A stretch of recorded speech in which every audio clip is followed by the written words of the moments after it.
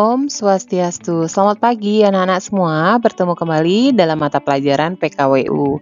Bagaimana kabar anak-anak hari ini? Semoga anak-anak senantiasa selalu dalam keadaan sehat dan tetap semangat belajar meskipun kita belajar saat ini dalam pembelajaran daring. Pada pertemuan hari ini, kita masih akan melanjutkan mengenai materi pemasaran online, yaitu fokus kepada poin B, yaitu media dalam menjalankan pemasaran online. Ya, berikut ini ada beberapa media yang dapat digunakan dalam menjalankan pemasaran online, diantaranya yang pertama yaitu pemasaran online dengan menggunakan media sosial. Sosial media adalah sebuah media online di mana para penggunanya bisa dengan mudah berpartisipasi, berbagi, dan menciptakan isi meliputi blog, jejaring sosial, wiki, forum, dan dunia virtual. Blog jejaring sosial termasuk Facebook, LinkedIn, dan wiki merupakan media sosial yang paling umum digunakan oleh masyarakat pada saat ini. Di sisi lain, sosial media adalah nama yang diberikan untuk teknologi berbasis web dan mobile yang digunakan untuk mengaktifkan komunikasi ke dalam yang disebut sebagai dialog interaktif. Nah, pemasaran dengan media sosial tidak selalu berhubungan dengan jual beli secara langsung. Dalam pemasaran ini, anak-anak bisa memasarkan konten dalam bentuk postingan di web, gambar, ataupun video. Nah, anak-anak, berikut ini adalah salah satu contoh pemasaran online dengan menggunakan media sosial, yaitu contohnya adalah iklan fashion di Facebook. Pada dasarnya, terdapat beberapa komponen penting yang harus ada dalam sosial media marketing agar proses pemasaran berjalan dengan lancar, yaitu A. Fokus pada sasaran, B. Menggabungkan banyak platform, C. Aktif dalam interaksi, D. Menggunakan influencer, dan E. Bersabar. Adapun beberapa strategi pemasaran melalui media sosial yang harus dilakukan agar pemasaran berjalan dengan baik, diantaranya adalah yang pertama, menentukan target dan jenis media yang digunakan. Yang kedua, membuat konten yang seru dan kreatif. Serta yang ketiga, menjalin komunikasi efektif secara personal. Baik anak-anak, Ibu lanjutkan kembali ke poin yang berikutnya, yaitu poin kedua, pemasaran online dengan menggunakan email. Email marketing merupakan cara pemasaran marketing lewat media email. Email marketing adalah metode pemasaran yang sangat komunikatif dan begitu memudahkan kalian berkomunikasi dengan prospek calon pembeli.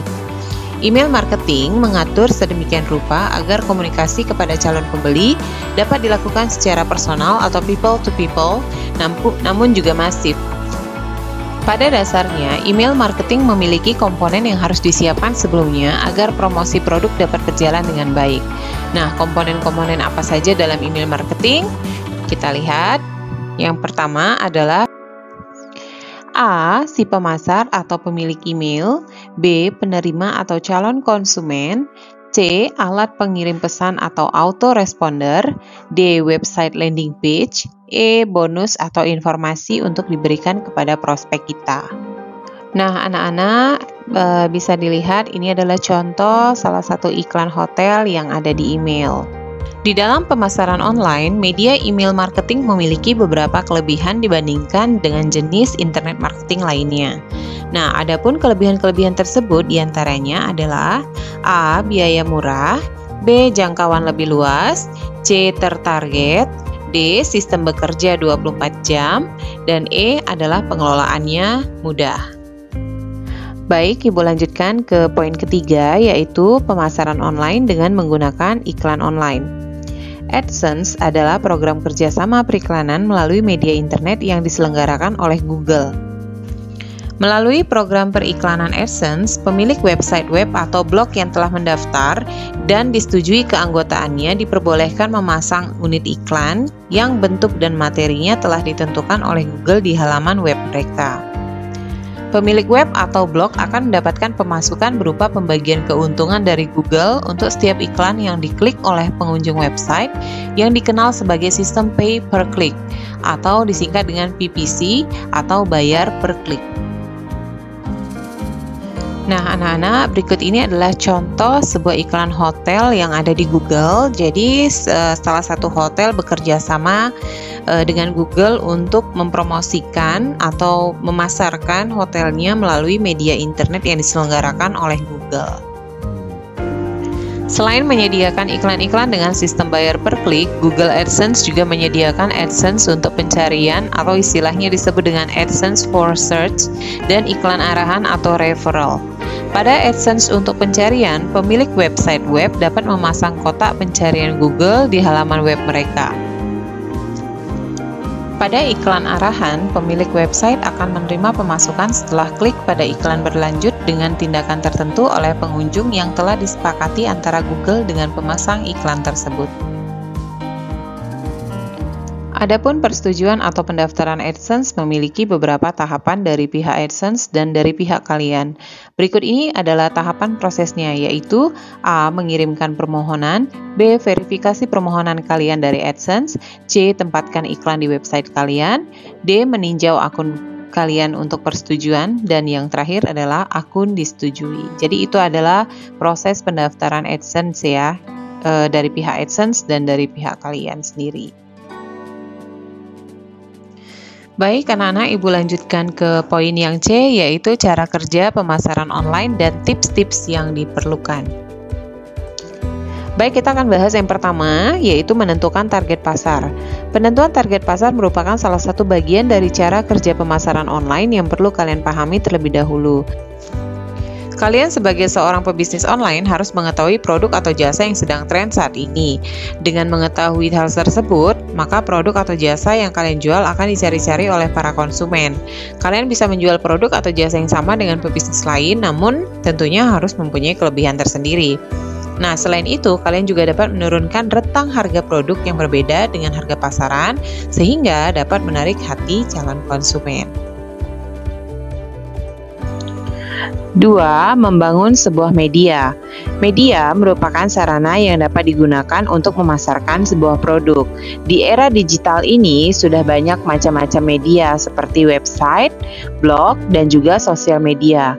Kalian dapat menggunakan ketiga media tersebut dan mengisinya dengan konten-konten yang menarik.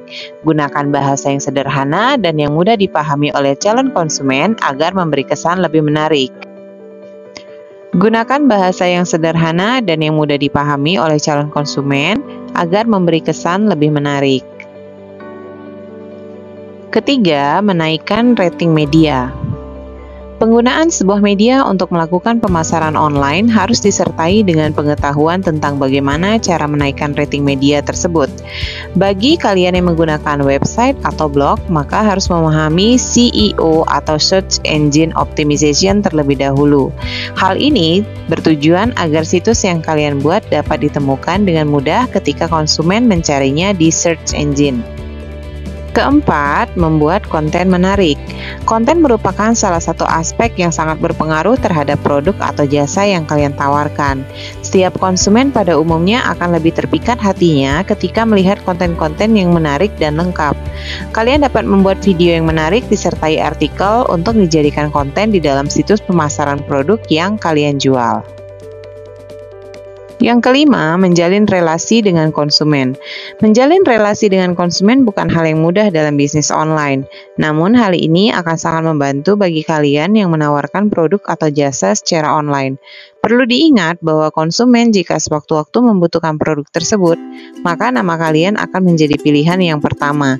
Jadi, jalinlah relasi dengan konsumen secara baik. Nah, anak-anak, setelah kalian memahami cara kerja pemasaran secara online, perhatikan juga tips-tips berikut ini agar produk dan jasa yang ditawarkan benar-benar dibutuhkan oleh para calon konsumen dan menjadikan mereka konsumen yang loyal. Nah, berikut ini adalah tips-tips pemasaran online agar bisnis yang sedang dirintis, dilirik, dan disukai oleh calon konsumen sehingga memberi keuntungan bagi bisnis tersebut. Silakan diperhatikan apa saja tips-tips pemasaran online-nya ya. Tips yang pertama, melakukan survei produk yang dibutuhkan konsumen.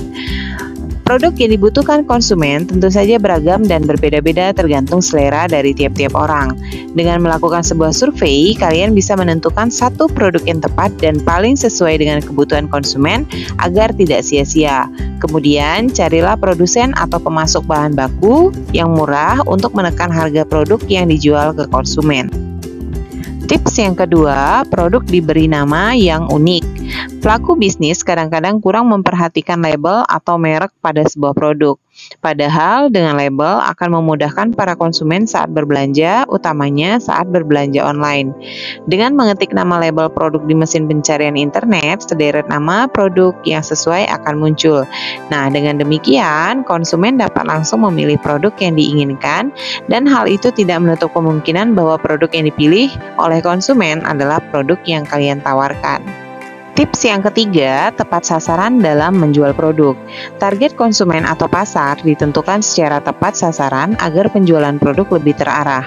Produk yang dipasarkan apakah diperuntukkan untuk anak-anak, remaja, orang dewasa, atau orang tua. Target pasar disesuaikan dengan jenis produk yang dijual agar kegiatan pemasaran online berjalan efektif dan efisien. Tips yang keempat adalah kedekatan dengan konsumen harus tetap terjaga. Hubungan kalian dengan konsumen jangan terputus setelah transaksi selesai. Sebaiknya jalin hubungan yang lebih dekat. Caranya dapat dilakukan dengan berlangganan newsletter. Nah, kalian dapat mengirim informasi maupun pemberitahuan pada waktu yang tepat. Contohnya 3 atau 5 hari sekali agar kalian dan konsumen tetap selalu keep in touch. Nah, berikutnya ini adalah tips terakhir dari pemasaran online, yaitu memanfaatkan fitur-fitur yang tersedia di internet. Internet memberikan berbagai kemudahan baik kepada konsumen untuk berbelanja maupun bagi pelaku usaha dalam menjalankan bisnisnya. Kalian harus dapat memanfaatkan fitur-fitur yang disediakan oleh internet untuk meningkatkan penjualan guna mencapai keuntungan yang maksimal. Nah, demikian anak-anak untuk kelanjutan materi dari pemasaran online mengenai poin yang B, yaitu media dalam menjalankan pemasaran online, serta poin C, cara kerja pemasaran online dan tips-tips yang diperlukan. Semoga pemaparan materi hari ini dapat menjadi referensi dan bermanfaat bagi anak-anak semua. Apabila ada yang kurang jelas terhadap materi yang Ibu paparkan, bisa anak-anak tanyakan di forum agar bisa kita diskusikan bersama-sama. Demikian untuk pertemuan hari ini. Ibu akhiri dengan Paramasanti, Om Santi, Santi, Santi Om. Selamat siang anak-anak, sampai bertemu kembali di materi berikutnya. Terima kasih.